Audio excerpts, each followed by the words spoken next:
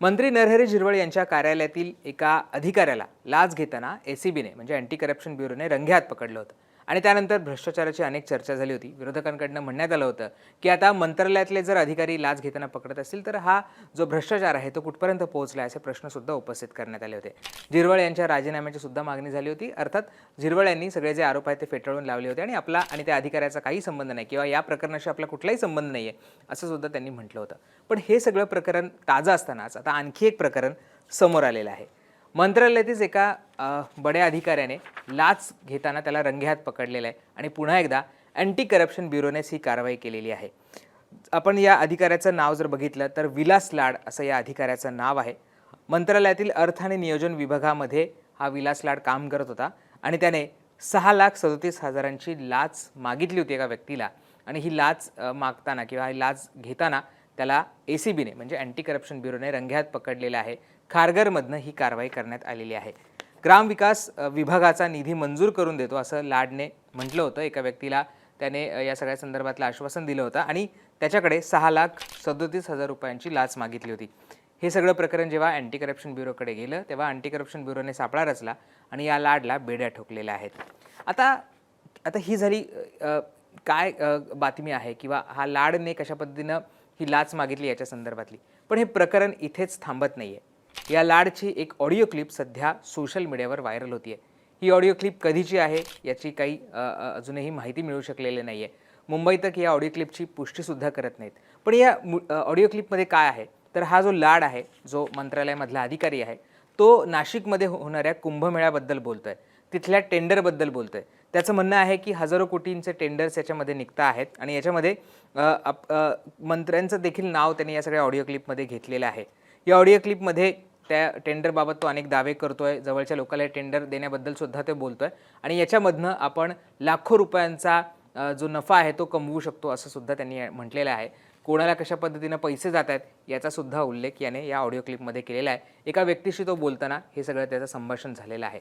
पुन्हा एकदा सांगतो, मुंबई तक या ऑडिओ क्लिपची पुष्टी करत नाही, पण हा जो लाड आहे तो या ऑडिओ क्लिपमध्ये काय म्हटलं आहे, कुंभमेळ्याबद्दल त्याने काय दावे केलेले आहेत, तिथल्या टेंडरबद्दल तो काय म्हटलेला आहे आणि कोणाची नावं या सगळ्यामध्ये घेतलेली आहेत तुम्हीच ऐका। उद्या तू मुंबईमध्ये या दिवसभरात कुठं कुठं आहेस म्हणजे मी घरीच आहे कारण उद्या आणि परवा सुट्टी म्हणून म्हणाले। मी साहेब तसं चाललोय कुठं माहिती का आपल्या ह्याला चाललोय बघा ते एअरपोर्ट पोर्ट कुठं बनते बघा नवीन पोर्ट तिकडं पुढे ह्याला वाढवण वाढवणला चाललोय मी आणि माझ्यासोबत ठीक आहे मग एक माझ्यासोबत काम कर मग या उद्या परवा तेरवा कवा एक काम कर नाही सगळ्यात सोपं सांगू तुला हां हां व्हॉइस कॉलवर आपण बोलू किती वाजता आता मी जरा गाडी पकडायच्या ट्रेन मध्ये हो निवांत बोलू आपण तर मी किती वाजता करू सांग व्हॉइस कॉलवर विषय काय एवढा काही सिरियस नाही हो पण आपल्याला खूप मोठं काम मिळालंय टेंडरिंगचं हो हो हो आणि त्याच्यात 1024 प्रकारचे टेंडरिंग आहे तुझे जेवढे ओळखीचे लोक आहेत ना हो हो त्यांना आपलं मॅनेज करून टेंडर देणार विषय आहे फक्त कोणाला म्हणू नको कुंभमेळा नाशिक 2027 जानेवारी हो हो 15,000 कोटीचं बजेट आहे टोटल 15,000 कोटी 15 कोटी नाही 15,000 आणि कोटी अरे बापरे चाललं हा म्हणजे सगळं झालंय केंद्रानं दिलंय काही राज्यांनी काही निधी येऊन पडलाय अकाउंटला हे घेतलंय तंबू जे आहे ना तंबूचे काम घेतले 38 कोटीचं माझ्या मित्राकडून हे सगळं पर्सेंटेज गिरीश महाजन ते इन्चार्ज आहे त्या श्रीयंत कुंभमेळ्याचं मंत्री कोण आहे इन्चार्ज गिरीश महाजन महाजन पासून ते खालच्या क्लर्क पर्यंत सगळ्यांचं पर्सेंटेज फिक्स केलंय आणि मला 500 कोटीचा मला कोटा आलाय कामाचा 500 कोटीत आपण काय काय टेंडर आतापर्यंत जवळपास 78 ते 80 कोटीचं मी कामं घेतले मंजूर करून त्याची ट्रेंडिंग आपल्याच माणसाला आता मी सध्या टेंट ही टॉयलेटचं एक घेतलंय आणि एक घेतलंय नाश्ता आणि जेवण्याचं म्हणजे त्या तंबूमध्ये नाश्ता जेवण पुरवायचं 700 तंबूचं काम घेतलंय मी।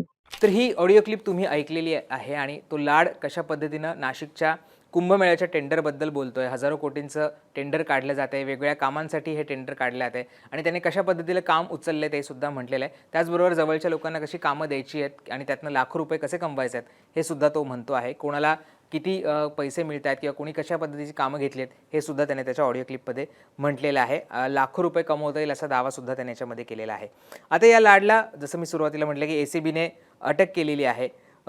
पण या सगळ्यानंतर आता विरोधी पक्ष सुद्धा आक्रमक झालेला आहे. त्यांनी या ऑडिओ क्लिप नंतर आता भाजपवर निशाणा साधलेला आहे आणि विजय वडेट्टीवार आहे त्यांनी एक भली मोठी पोस्ट लिहिलेली आहे. एक्सवर त्यांनी पोस्ट लिहिली आणि त्यांनी भाजपवर टार्गेट केलेलं आहे, हल्लाबोल केलेला आहे. विजय वडेट्टीवार काय म्हणतात तर त्यांचं म्हणणं आहे की हिंदू खतरे में है, एक है तो सेफ है, बटेंगे तो कटेंगे असे हिंसक नारे भाजपला का द्यावे लागतात हे आता सर्वांना समजलं असेल. भ्रष्टाचार संपवण्याच्या नावाखाली सत्तेत आलेले बोके स्वतःच भ्रष्टाचाराचे लोणी खाण्यात मग्न झालेत. जनतेला याची खबर होऊ नये म्हणून त्यांच्यात धार्मिक वाद पेटण्याचे कसब भाजपने वापरले. धर्माच्या नावावर सत्तेत आलेले स्वतः मात्र कुंभमेळ्यासारख्या पवित्र धार्मिक कार्यातही कोट्यावधींचा भ्रष्टाचार करत आहेत. हा पैसा महाराष्ट्रातील सर्वसामान्य जनतेचा आहे. आपल्या भ्रष्टाचाराने अमानुष वृक्षतोडीने कुंभमेळ्यासारख्या पवित्र कार्याला बदनाम करणाऱ्या ट्रिपल इंजिन मलिदा गँगला या भ्रष्टाचाराचा हिशोब द्यावाच लागेल असं विजय वडेट्टीवार यांनी त्यांच्या पोस्टमध्ये म्हटलेलं आहे. त्यामुळे अर्थात या लाडला ACBने वेगळ्या केसमध्ये अटक केलेली आहे, पण ही अटक झाल्यानंतर त्याची एक ऑडिओ क्लिप सध्या व्हायरल होती आहे आणि त्याच्यामध्ये कुंभमेळ्यासंदर्भात तो दावे करतो आणि कशा पद्धतीनं त्यामधनं पैसे मिळवता येतील किंवा लाटता येईल हे सगळं याच्यामध्ये म्हणतो आहे.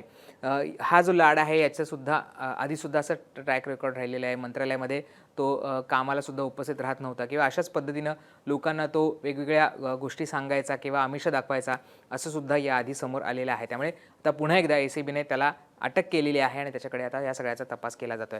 पण या ऑडिओ क्लिप बाबत आणखी कुठलंही स्पष्टीकरण येऊ शकलेलं नाहीये. सरकारकडनंही स्पष्टीकरण आलेलं नाही आणि इतर पोलीस विभागाकडनं सुद्धा याच्याबद्दलचं स्पष्टीकरण आलेलं नाहीये. त्यामुळे बघणं महत्त्वाचं असणार आहे की याच्यावर आता काय प्रतिक्रिया येत आहेत आणि हे प्रकरण आता पुढे कुठपर्यंत जात आहे.